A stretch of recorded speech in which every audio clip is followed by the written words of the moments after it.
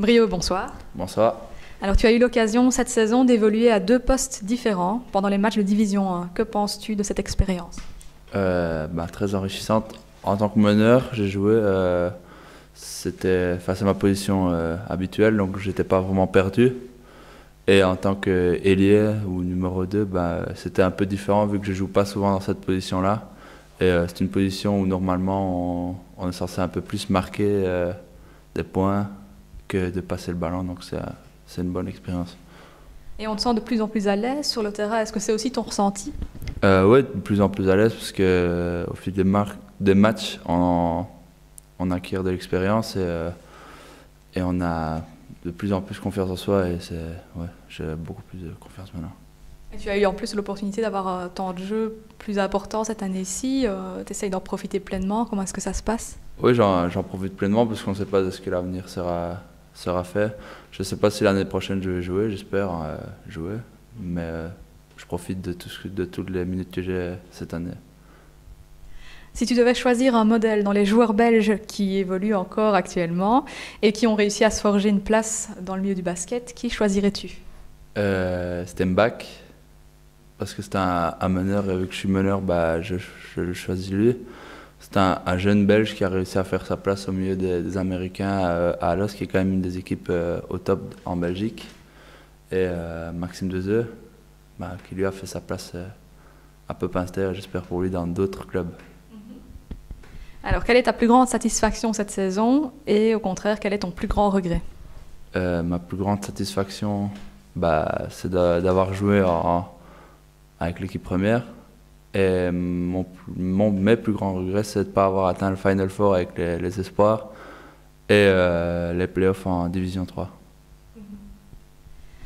Alors, quels sont tes objectifs à court et à long terme? À court terme, continuer à gagner le plus de matchs avec la Division 1 et les espoirs. Et à long terme, avoir encore des minutes de jeu l'année prochaine dans l'équipe et avoir un rôle dans l'équipe. Et tu espères rester à Pepinster ici en DA et en D3? Ouais, à Pepinster. Ouais. Alors, tu as l'air d'avoir un très bon feeling avec les supporters qui te trouvent très disponible. Est-ce qu'ils t'aident à te sentir bien dans le club? Comment décrirais-tu votre relation? Quand j'étais petit, j'étais avec eux. Je suivais les matchs à leur place. Donc, je sais ce qu'ils ressentent quand on joue mal. Donc, j'essaye de garder une très bonne relation avec eux parce qu'ils nous aident aussi à nous dépasser pendant les matchs. Et je pense que c'est important d'avoir une très bonne relation avec eux. Et tu les connais bien maintenant? Comme ça fait plusieurs années que tu es à Pepinster, tu as des amis parmi les supporters? Ouais, il y a les frères Béchou que je m'entends super bien avec. Il y a Patrick Van de Sand. Et j'en oublie plein d'autres, mais je m'entends bien avec tout le monde. Et tu sens un soutien de leur part quand tu as du temps de jeu, par exemple, cette année? Ouais, à certains matchs, je prends le cas de Charleroi. Le coach a décidé de ne pas me faire rentrer pendant le match et les supporters ont commencé à scorer mon nom. Ça fait plaisir quand on entend ça. Alors, est-ce que tu aimes toujours regarder les matchs NBA et si oui, quelles équipes te plaisent cette saison? Oui, j'aime toujours regarder la NBA. Les équipes qui me plaisent, en tant que vraie équipe, c'est Miami. Mais sinon, le collectif, je pense, c'est Chicago, qui joue très bien en équipe. Il y a une star, mais pas de superstar. Ça, c'est très bien. Et il y a des joueurs qui t'impressionnent particulièrement? Rajon Rondo, il joue au Boston Celtics, c'est un meneur. Et il fait des choses incroyables sur le terrain. Alors, tu fais partie d'une famille où le basket a une importance certaine. Est-ce que vous faites des débriefings de vos matchs en famille, le dimanche matin par exemple? Est-ce que vous en reparlez?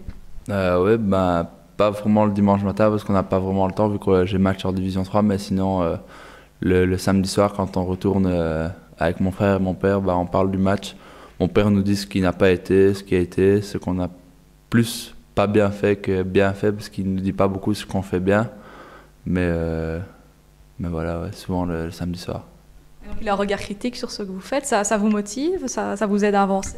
Oui, il a un regard critique parce que il nous dira jamais qu'on a très bien joué, mais quand on a fait un bon match, il nous le dit quand même.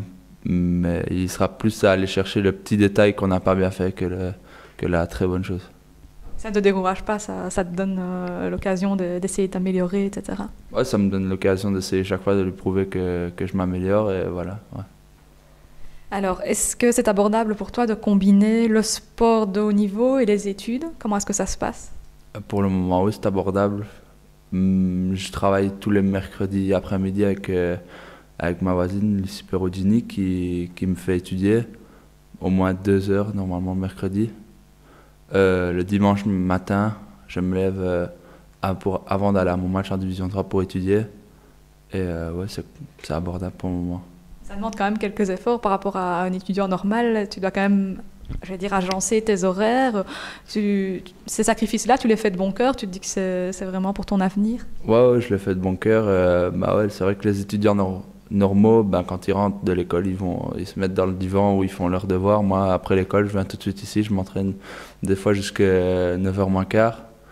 Et puis après, ben, il faut aussi se mettre un peu à l'école en rentrant. Mais ça, c'est un peu difficile. Mais c'est pour ça que le mercredi, il faut que j'étudie. Alors, si plus tard tu n'es pas basketteur, tu nous avais confié que tu aimerais devenir éducateur. Est-ce que ce projet est toujours d'actualité? Ouais, j'ai continué mes études dans le monde de l'éducation. J'ai fait mes stages, 2 stages cette année dans une école maternelle et dans une maison de repos avec des personnes Alzheimer. J'ai aimé les deux et c'est vraiment ça qui me passionne pour le moment. Donc c'est toujours bien d'actualité, c'est toujours un projet qui te tient à cœur. Ouais. Alors de toutes les salles de Belgique, laquelle est ta préférée et pourquoi? À part le Hall du Père, est-ce qu'il y a d'autres salles qui t'ont marqué particulièrement? J'ai pas vraiment une préférée, mais j'aime bien le country hall, même si des gradins c'est froid.